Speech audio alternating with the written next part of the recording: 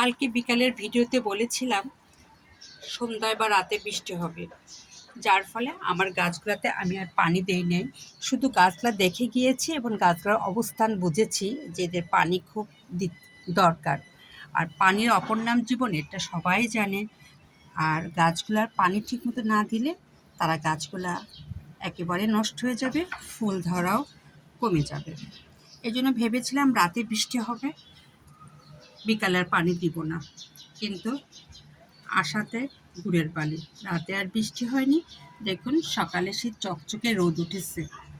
এই রোদে আমার গাছগুলোকে যদি আমি আজকে সকালে পানি না দিই, আমার গাছগুলা একবারে শুকিয়ে যাবে আর নেতিয়ে যাবে, আর ফুলগুলা তেমন সুন্দর চকচক করবে না।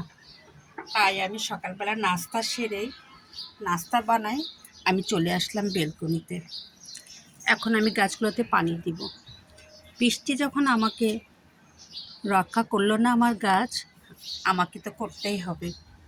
এই জন্যে আমি নিজেই চলে আসছি পানি দেওয়ার জন্য।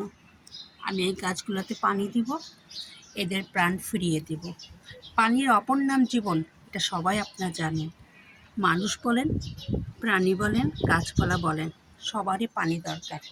আর এরা পানি ঠিকমতো না পাওয়াতে দেখুন কীভাবে খড়খড়া হয়ে গেছে।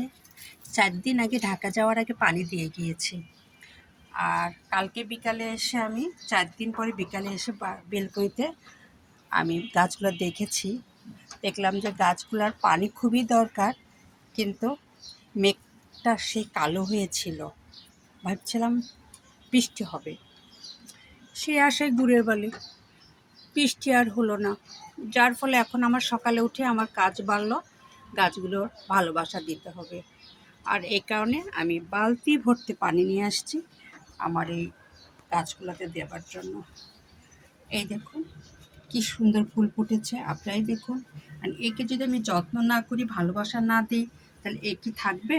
না, এ শুকিয়ে যাবে। এই জন্যই আমি গাছগুলোতে আমি কি করব, সুন্দর করে এখন পানি দিব। সকালকার কাজ শেষ হয়েছে আমার, নাস্তা টাস্তা যা ছিল সব কিছু ঠিকঠাক করে আমি এখন আসছি বেলকনিতে। কারণ মহিলারা তো আর বসে থাকে না, তাদের থাকে প্রচুর কাজ।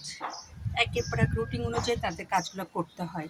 আমার রুটিনে আমি এখন রেখেছি গাছগুলোতে পানি দিব। গাছগুলোতে পানি দিয়ে আমি দুপুরে রান্না শেষ করব। তবে যে পরিমাণ